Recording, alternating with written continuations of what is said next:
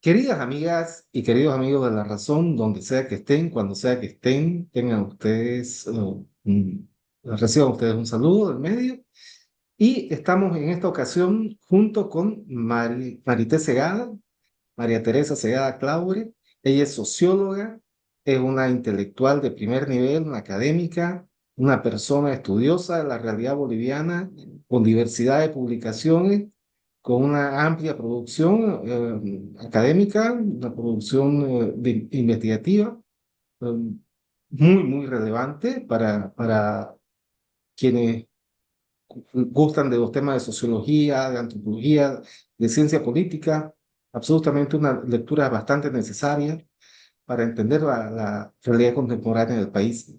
Es un placer estar acá con ella y vamos a abordar el tema de cambio social en Bolivia y lo que viene a ser el escenario futuro de elecciones, cómo va a repercutir en las futuras elecciones las diversas modificaciones que viene sosteniendo el tejido social boliviano, o sea, más de 2 décadas prácticamente de un empoderamiento del MAS con una fuerte presencia, ha significado necesariamente la transformación también de la base social boliviana y un empoderamiento de las clases populares e indígenas que ya se ha reflejado en diversas elecciones anteriores y que seguramente se va a reflejar en el futuro escenario electoral. Por ahí están circulando diversas encuestas, bastante apresuradas, algunas de ellas, que necesariamente sería mejor por momentos también partir de una sana comprensión de los últimos resultados electorales, ¿no? Que creo que eso también es una deuda que está pendiente, pero vamos a ir abordando todos estos temas con Marité. Marité, bienvenida, por favor, a La Razón, a esta que es tu casa. Recibe también el saludo de nuestra directora, de Claudia Benavente. Marité, a, a- a tiempo de darte la bienvenida y para empezar el diálogo, ¿cómo ves que ha cambiado la sociedad boliviana en lo que ya va a ser este cuarto de siglo, ya aproximándonos al bicentenario? ¿Cómo ves de dónde empieza la sociedad boliviana en el año 2000, 2001, donde estábamos en ese momento, dónde estamos ahora y cuáles vos consideras que son los principales cambios que se vienen registrando en términos de sociedad?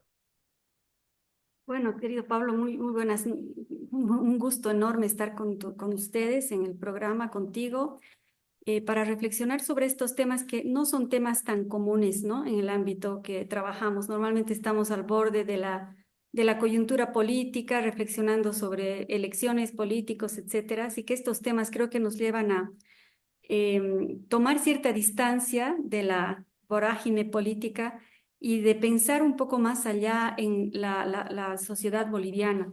Yo diría que hay cambios sociológicos absolutamente relevantes en Bolivia y que no se están tomando en cuenta debidamente, ni para el análisis político, ni para las perspectivas de mediano y largo plazo, sobre todo, ¿no? Estamos muy reactivos a lo que acontece.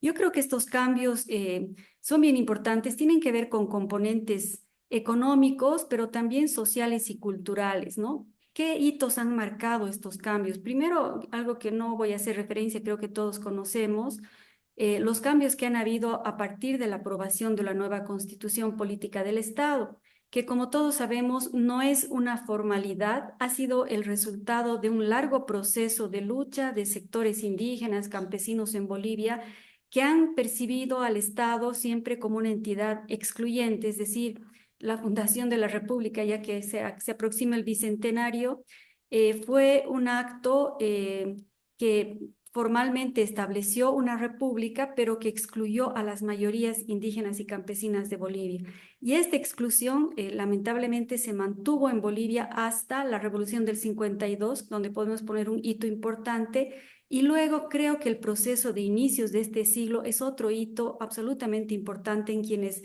recorrerán la historia de Bolivia y probablemente las generaciones futuras podrán establecer estos dos grandes hitos en la construcción de una ciudadanía inclusiva, intercultural en el país.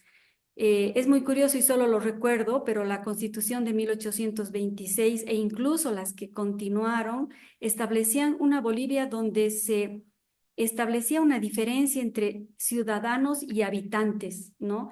Y los ciudadanos eran un porcentaje muy pequeño de personas, claro, varones para el caso del voto, pero que además sabían leer y escribir, habitaban en las ciudades, en las grandes urbes, que eran apenas tres, y que no tomaba en cuenta al resto de los bolivianos, ¿no? Y ellos establecieron como que era parte de un proceso y que los otros bolivianos iban a ir logrando su ciudadanía. Este hecho, que como digo se ha mantenido hasta la Revolución del 52, ha significado, sin embargo, que estos sectores excluidos interpelen al Estado desde afuera de manera permanente a través de rebeliones indígenas, de procesos organizativos en las urbes. Es decir, no era una sociedad pasiva que estaba solamente excluida, sino que estaba pugnando por su presencia en el Estado, por los derechos, etcétera. Entonces, un hito importante es la Revolución del 52, pero hay un detalle en esta revolución que es altamente democratizadora, que no visibiliza las identidades étnicas. Entonces se reconoce como un sujeto de la nueva nación al pueblo boliviano, un sujeto homogéneo detrás de la categoría del campesinado, pero no se establecen estas profundas raíces ancestrales, étnico-culturales que tenía el país y tuvo a lo largo de su historia. Y entonces viene el otro hito, que es principios de este siglo, donde producto también de la presión social y de las luchas sociales de estos pueblos se genera, se presiona para el proceso constituyente y se incorpora esta problemática, digamos, como eje central del Estado, que ha dado curso, como tú sabes, a la idea de plurinacionalidad. Entonces, eso es uno de los hitos importantes, el recorrido de esta historia y ver esta nueva constitución y este nuevo horizonte que se traza Bolivia a inicios de siglo como una conquista larga de la larga lucha de los pueblos indígenas, ¿no? Eso por un lado. Entonces, esto ha traído consigo una suerte de incorporación de la sociedad en los ámbitos públicos donde antes estaba ausente. Tú no solamente tienes con el gobierno del MAS y luego obviamente con la Constitución como marco referencial a autoridades que pertenecen a naciones, pueblos indígenas, sino también empiezan a ocupar espacios del ámbito público, por ejemplo, los propios medios de televisión, ¿no? Que son presentadores de televisión, que aparecen en otras actividades que son visibilizadas en la sociedad boliviana. Eso por un lado, creo que esa historia hay que recorrerla y mencionarla porque es importante. El otro elemento que a mí me parece que nos está invitando a todos los sociólogos a releer la realidad boliviana es un proceso que viene en realidad con la globalización.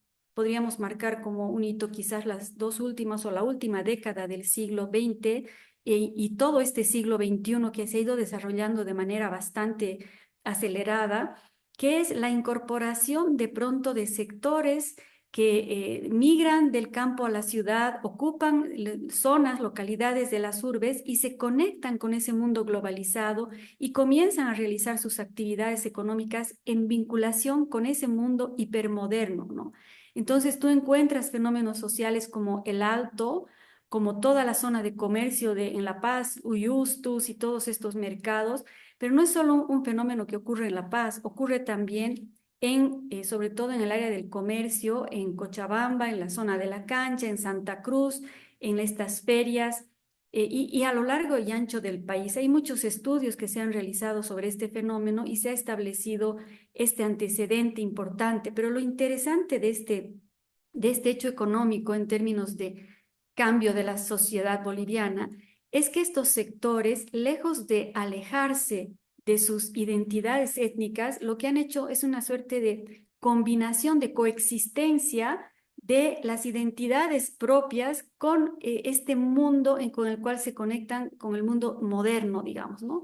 Entonces tú ves esta combinación, por ejemplo, de jóvenes que van y vienen de la China, dos veces al año, traen productos, tienen negocios enormes en varios mercados, sobre todo en La Paz, pero que a la vez, por ejemplo, todos sus beneficios los van a invertir en gran medida en mantener su prestigio social a través de su participación, por ejemplo, en fiestas como el Gran Poder.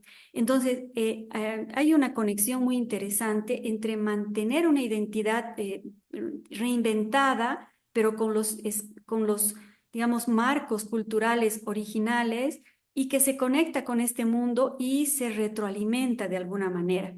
Esto es muy interesante en el caso de La Paz, pero también se ha visto en otros casos, en otras ciudades, donde también hay una irradiación de estos mercados populares, de este sector que son los famosos camiris, ¿no? Que muchos de ellos tienen muchísimos recursos y que se desenvuelven en el campo del comercio, de la artesanía, de los servicios, expandiendo su capital. Entonces, este fenómeno que ya se inició a fines del siglo pasado y ha continuado en estas décadas, ha sido evidentemente impulsado también por la presencia de un gobierno que ha puesto en el centro del escenario, digamos, el tema indígena con todos los artefactos culturales que esto significó, ¿no? La huipala, el ropaje indígena, etcétera, y que ha alentado de alguna manera el desarrollo de estos sectores en el país. Entonces, en la segunda década del siglo XX tenemos una Bolivia muy distinta a la que solíamos visibilizar hacia fines del siglo pasado, por ejemplo, repitiendo ciertos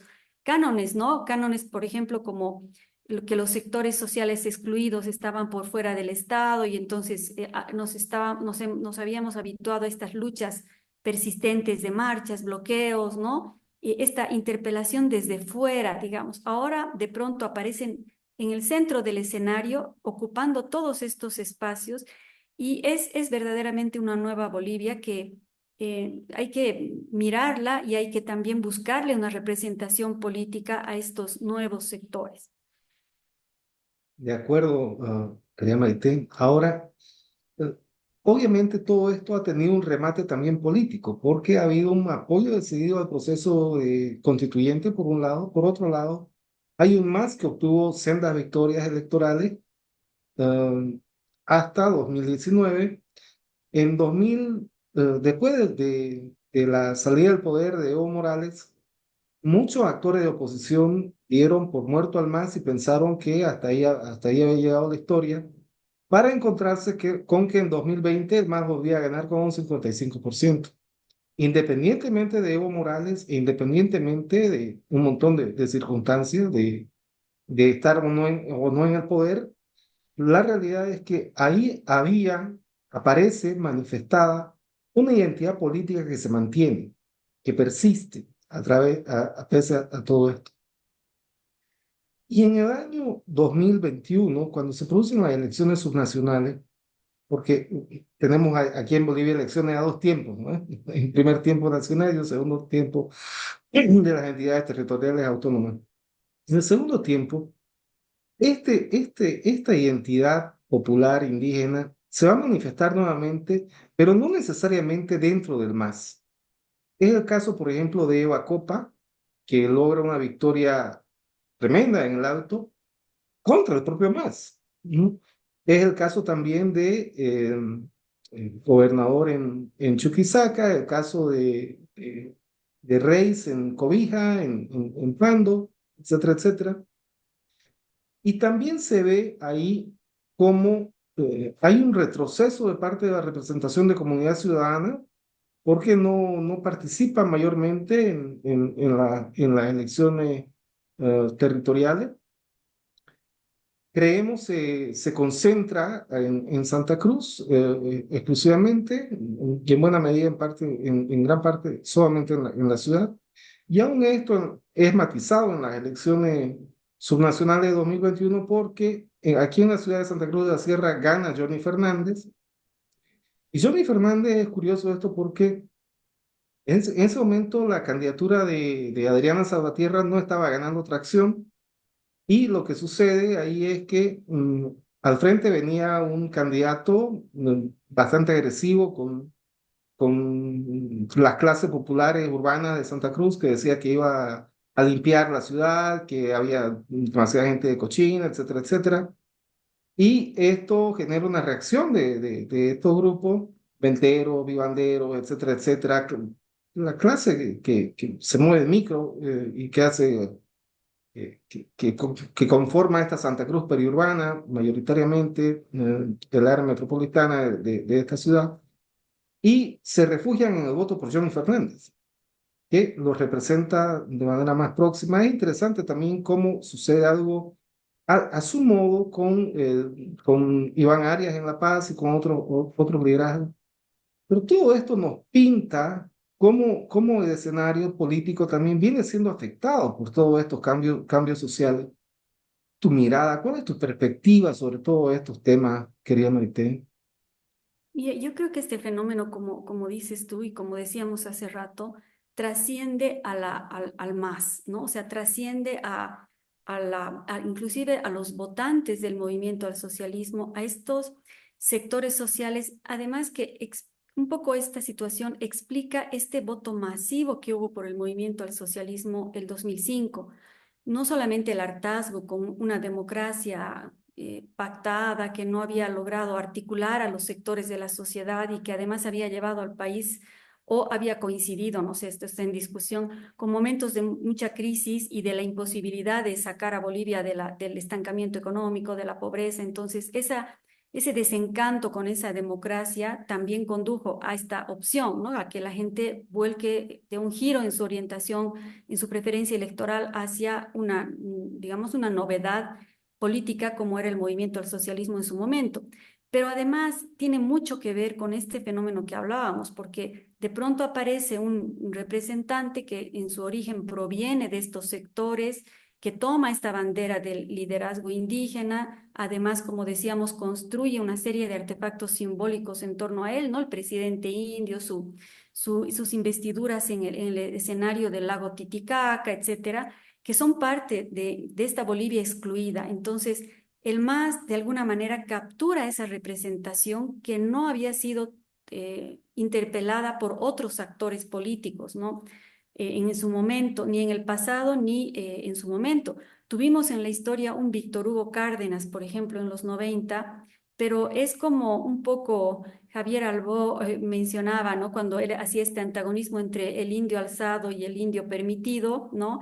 Y hablaba un poco de Víctor Hugo como ese indio que iba de segundo en la lista, ¿no? Que no tenía gran protagonismo y que estaba supeditado a una estructura de poder que ya estaba montada, ¿no? Que era muy diferente, tal vez en eso, sin desmerecer a Víctor Hugo, el caso de Evo Morales, que aparece desde los márgenes, digamos, de la democracia, e irrumpe con una representación propia, ¿no? Entonces, todo esto, y además ha habido un despliegue publicitario también importante, ¿no? De autoidentificación con ese liderazgo. Yo me acuerdo de esas gigantografías que decían Evo soy yo, ¿no? Para interpelar al pueblo. Entonces, todos esos elementos hicieron que estos sectores mayoritarios, eh, orienten su votación hacia el MAS como una opción absolutamente válida. Y creo que eso se fue reiterando en varias elecciones hasta estos últimos años, que también fue una demostración de que el MAS, inclusive el MAS como partido, podía sin el liderazgo de Evo Morales, lo cual era impensable hace una década. Nosotros mismos desde el análisis, desde los estudios, decíamos, es un partido fuertemente anclado en un líder y sin este líder es inviable, pero la realidad nos demostró que sin el líder seguía existiendo el MAS, ¿no? Y con un candidato que no era precisamente un líder carismático, ¿no? Entonces, pero yo diría que incluso esta realidad no solo trascendió a Evo Morales, sino que trasciende también al propio MAS. Lo que sucede, yo creo, en este momento es que hay unos sectores sociales, estos sectores sociales a los que nos estamos refiriendo, que los hemos englobado mucho tiempo bajo este apelativo de lo nacional popular, ¿no? Que es además pluriclasista y pluricultural, porque no es solo representación indígena y que está habitando en distintos lugares del país, ¿no? Con lugares no me refiero a regiones y territorios, sino a a capas, digamos, a lugares donde, digamos, urbanos, comercio, transporte, o sea, distintas, no sé, situaciones Capas sociológicas. sociales. Exactamente, entonces no es exclusivamente indígena o campesino, ¿no? Sino que trasciende esa realidad. Entonces, estos sectores que ahora, como decíamos, tienen además un poder económico muy importante y cuantitativamente son muchos, y eso significa votación, en este momento es como una realidad que no está siendo representada en el campo político, ¿no? se expresa en las calles, en protestas, por ejemplo, esas enormes movilizaciones de los gremiales que han hecho retroceder al gobierno en la aprobación de leyes o que están prestos a defender sus intereses corporativos.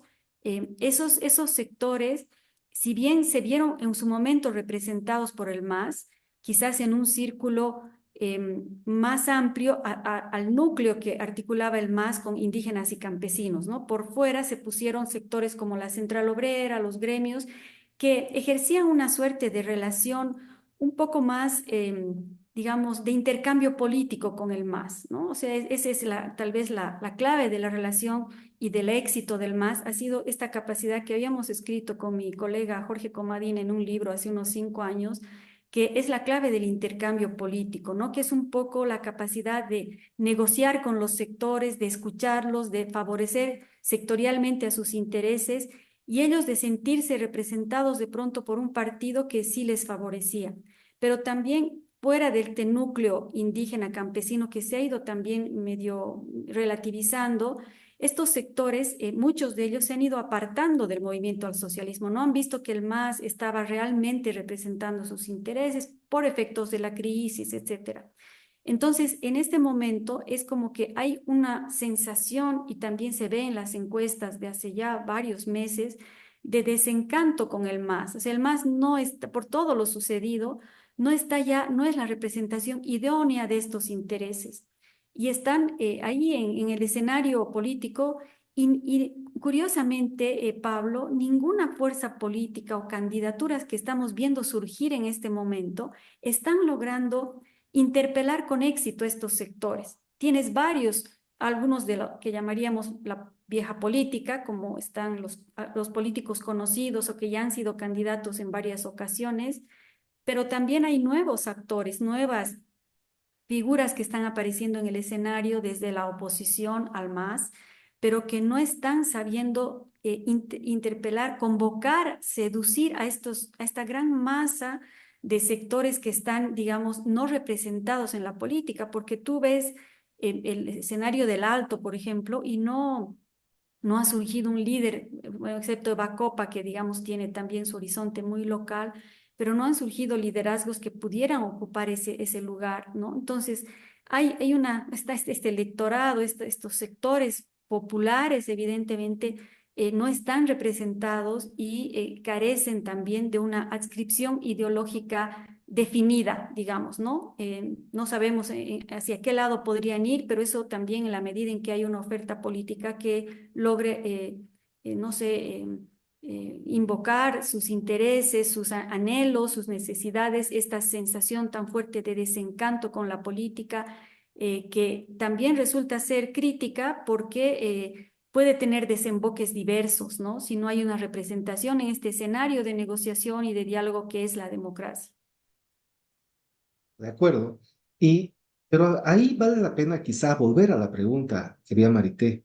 No son sectores que están siendo representados por los actores políticos actualmente, coincido.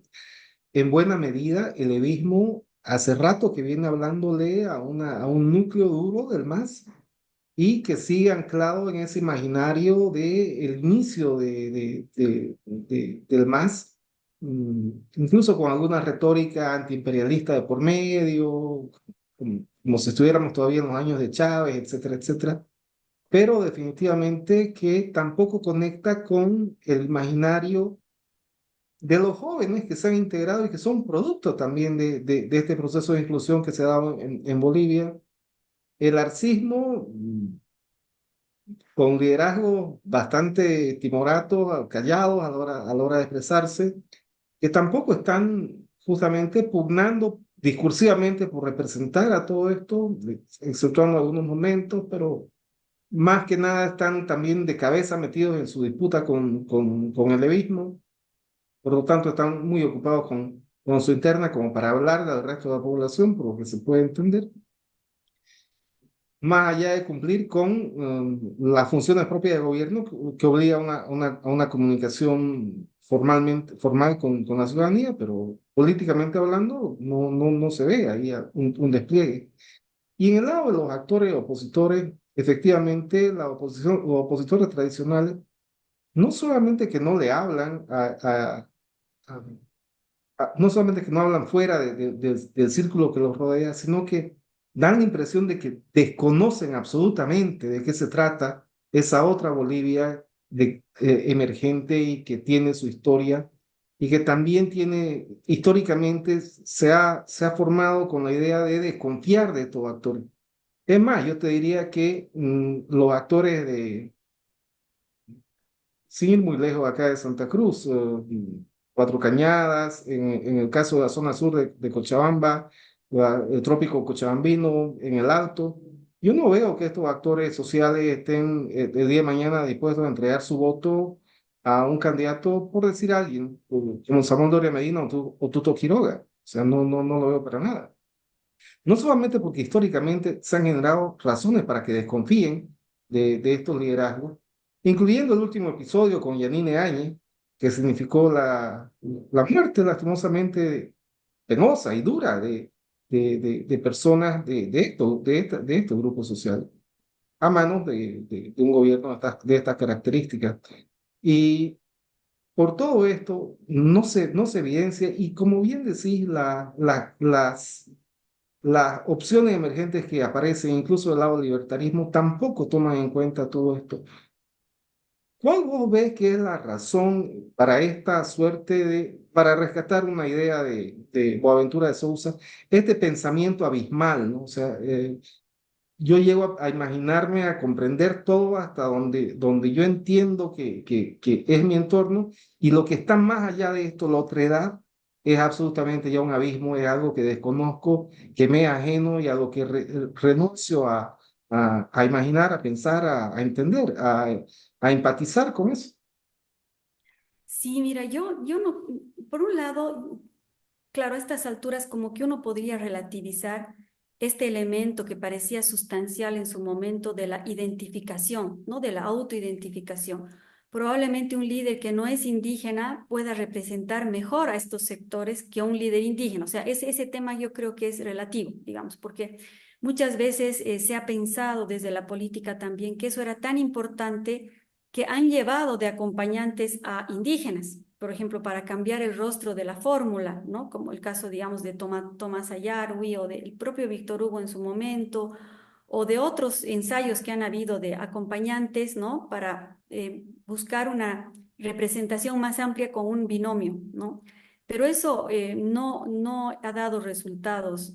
Inclusive, recordarás tú que me sorprendió bastante lo escaso de apoyo que logró esta candidatura de Fernando Vargas, el líder del TIPNIS, además muy fresco el conflicto del TIPNIS, y yo pensé, o mucha gente creo que pensamos, que esa podía ser una especie de renovación de la representación indígena, por lo menos en el oriente o en los sectores que se involucraron en el conflicto, pero no fue así, la votación fue muy baja por este líder, ¿no? Entonces, o tal vez también las condiciones evidentemente no estaban dadas para el surgimiento de alguien alternativo.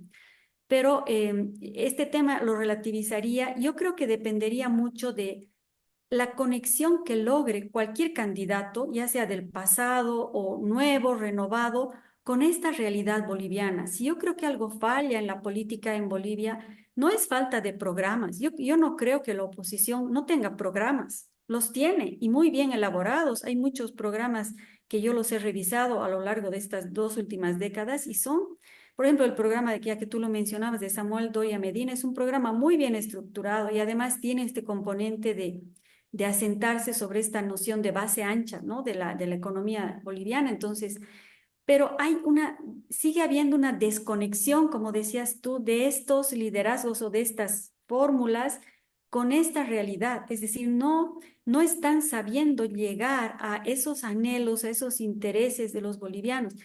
Y un dato que también hay que tomar en cuenta, uno mira un poco los datos, las estadísticas y notas que como Bolivia es el país con mayor cantidad de empleo informal de América Latina, por ejemplo, y que ronda, aunque los datos no son muy precisos, pero ronda el 80% del empleo.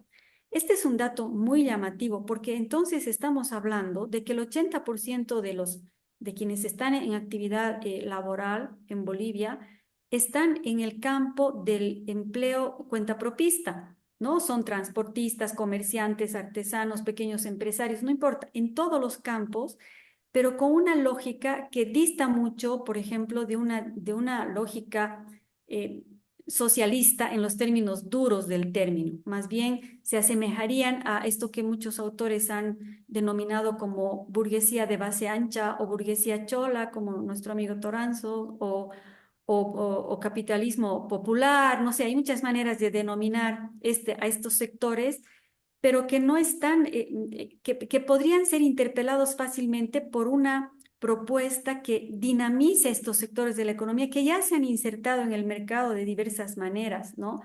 Entonces, y claro, por fuera de estos sectores, evidentemente hay sectores asalariados que estarán en una lucha por las condiciones de trabajo, como las luchas del siglo XX, digamos, ¿no? Muy duras de los obreros, ¿no? O están dentro de esta dinámica más bien de comunidades indígenas que no quieren saber nada de los caras y más bien están buscando, procurando una revolución india, ¿no? Como lo propusieron muchos autores. O sea, existen también obviamente esas ofertas, pero digamos, en un sector muy amplio de Bolivia hay otra mentalidad, otra dinámica. Y si uno mira también a los jóvenes en Bolivia hoy, que son la mayoría del electorado, digamos, sub 35 por decir algo, también están en esta dinámica de salir adelante por sí mismos, ¿no? En muchas entrevistas y encuestas yo he visto que, digamos, cuando a un padre le preguntan ¿y cómo imagina a su familia dentro de 5 años? Dice que mi hijo sea empresario, que tenga su negocio propio, ¿no? O sea, un poco hay también muy fuertemente impregnada esta visión de país. Entonces, esos son los sectores que hoy están como aislados de la política, de un actor que pueda llevarlos, digamos, hacia el mundo de la política, a incorporarlos en ese mundo de la negociación política, de establecer en ese campo sus intereses.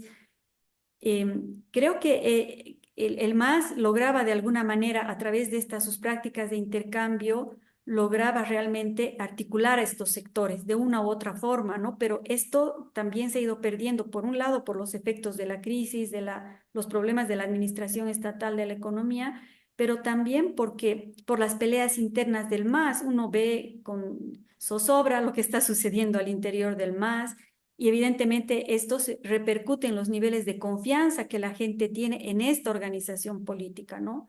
Y la confianza se expresa evidentemente en un apoyo electoral y eso es lo que se ha quebrado en estos últimos 2 años o meses probablemente respecto al MAS.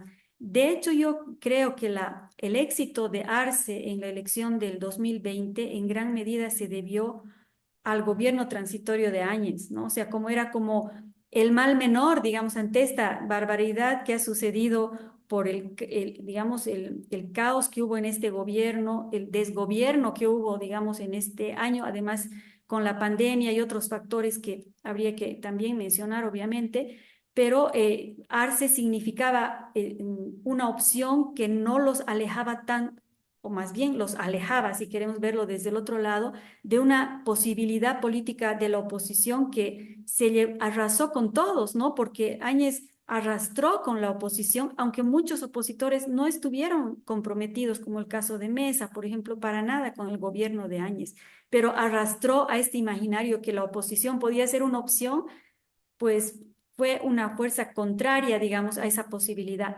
Pero ahora estamos en un escenario, creo que distinto, muy distinto al del 2020, y que ha abierto un espacio de oportunidad para esta emergencia de nuevos liderazgos, ¿no? Pero todos los que yo escucho y surgen, siento que tienen esta desconexión con esta nueva sociedad boliviana expectante que está, digamos, no digo invisibilizada, pero que no está siendo incorporada de manera adecuada en los discursos, las propuestas, las maneras de aproximación que debería haber entre el político y su realidad, ¿no? Sí, de acuerdo. Y ahí me llama la atención un elemento, un par de elementos sobre los que me gustaría un comentario tuyo, Marité. Eh, un, un- el principal elemento discursivo que tiene que tiene la oposición tradicional ha sido su antimacismo. Pero este antimacismo lo ha llevado a tal extremo en la política de las identidades también definirse políticamente hablando como aquello que no es el MAS, es decir, como aquello que no es popular, que no es indígena, que no es campesino, que no es rural, que no es esto, que no es aquello y que básicamente se ha ido encapsulando de algún modo en sí misma, por un lado, pero por otro lado ha ido reforzando la identidad también de la vereda del frente, ¿no? Porque al decirle a los del frente, ustedes son los masistas, lo despreciable, lo esto, lo aquello, claro, obviamente también ha generado una formación identitaria reactiva. Eh, pero esto, a todas luces, no es una fórmula que vaya a conducir a la salida ni que vaya a romper la desconexión que tú estás mencionando.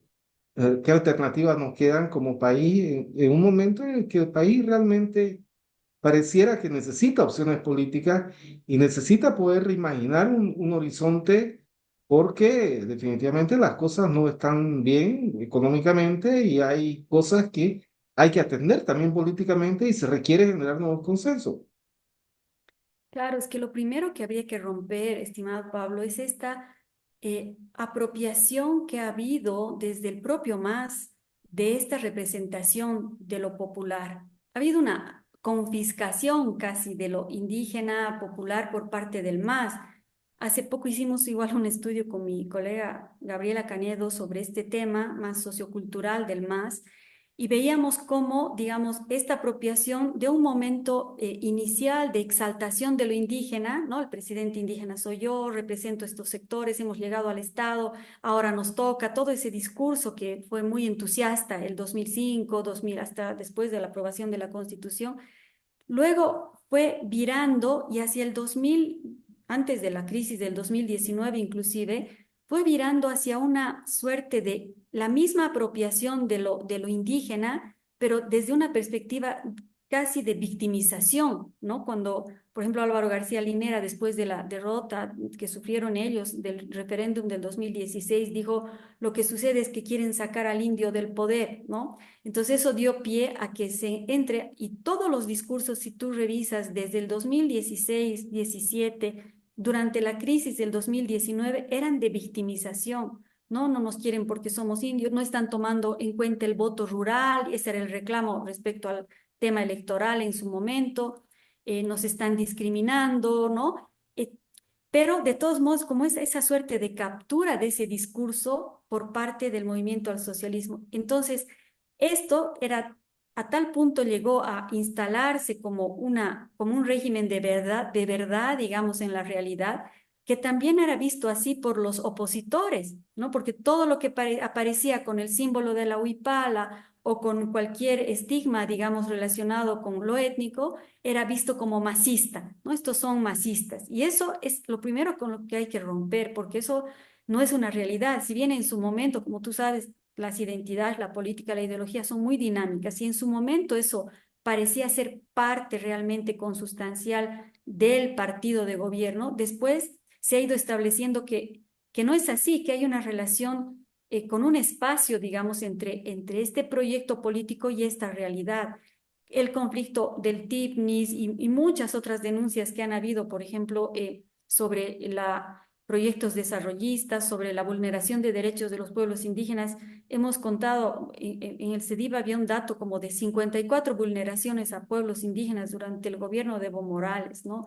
Entonces, esos hechos han ido quebrando esa unidad que aparecía como monolítica en su momento, ¿no? Y han ido estableciendo esa distancia. Yo recuerdo con mucha tristeza esa marcha de pueblos indígenas del Oriente que llegó a Santa Cruz y durante 2 meses estuvieron esperando que alguien los atienda y tuvieron que desarticularse porque no recibieron ninguna atención.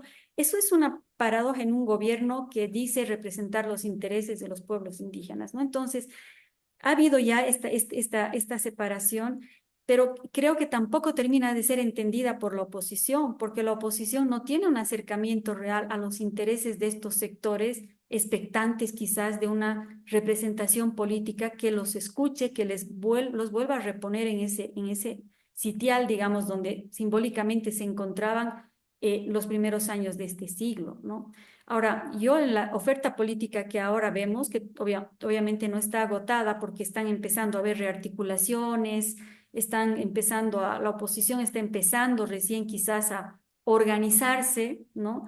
Pero en lo que hay hasta hoy, que es fines de noviembre, no falta mucho para las elecciones, que realmente, Pablo, confío en que existan elecciones, porque ahora hemos llegado a un grado de incertidumbre en Bolivia donde antes por lo menos se podían caer ciertas cosas, denuncias de corrupción, pero sabías que iba a haber una elección. Ahora ya no se sabe con todo lo que está ocurriendo y eso es muy triste, ¿no? Pero confiando en que las elecciones se realizarían en agosto, estamos ya muy cerca del momento electoral y no se ven con claridad qué propuesta podría recuperar esa bandera, esa idea, esa noción de proceso de cambio que ha quedado ya absolutamente vacía de contenido a estas alturas, pero que está en la expectativa de muchos sectores sociales de darle probablemente continuidad a ese enunciado tan esperanzador que surgió a inicios de este siglo, ¿no? ¿Quién toma la posta? ¿Quién recupera esa necesidad tan sentida de los bolivianos de una transformación que está como inacabada, como fallida a estas alturas?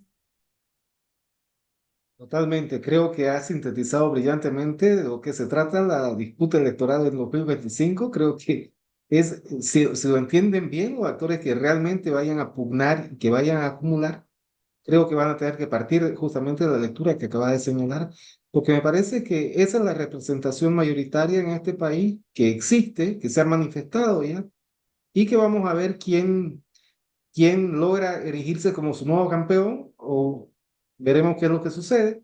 En todo caso, creo que hemos dejado elementos para la reflexión que esperanzadoramente ayudarán a que los actores políticos puedan contar con insumos también para plantear su idea. Ojalá que lo hayamos logrado. Y querida Marité, muchas gracias por una charla, una conversación tan única, nada común en el ámbito de análisis político, y como lo has dicho bien, siempre está concentrado en temas de coyuntura, pero bueno, vamos haciendo nuestro esfuerzo por no dejarnos llevar por la vorágine y vamos planteando reflexiones un poco más de fondo. Muchas gracias, querida Marité, recibo saludo de nuestra directora y a todos ustedes, queridos amigos, queridas amigas de La Razón que nos han visto, donde sea que estén, cuando sea que estén, fuerte abrazo y que este ya fin de año sea una ocasión para momentos de familia y momentos de felicidad compartida. Muchas gracias, querida Marité. Gracias a ti, Pablo. Es un gusto conversar contigo y creo que es un desafío para todos sentarnos un poco a reflexionar en un momento como este, donde todo parece caerse, quebrarse y que nunca vamos a terminar de tocar fondo. Creo que hay que poner un poco de esperanza en que esto puede salir adelante. Los bolivianos siempre hemos sabido salir adelante y también hemos sabido salir por la vía democrática. Si recordarás los momentos más críticos, la población misma ha apostado por elecciones el 2005, por una elección el 2020 y creo que ahora también podría ser la mejor opción, una salida también en ese marco de la democracia. Muchas gracias. Absolutamente. No veo otra salida tampoco. Eso me queda claro. Muchas gracias, querida Marité. Un saludo, que estés muy bien. Chao, Todos ustedes, gracias. queridos Un amigos, gusto. muchas gracias. Chao, hasta luego.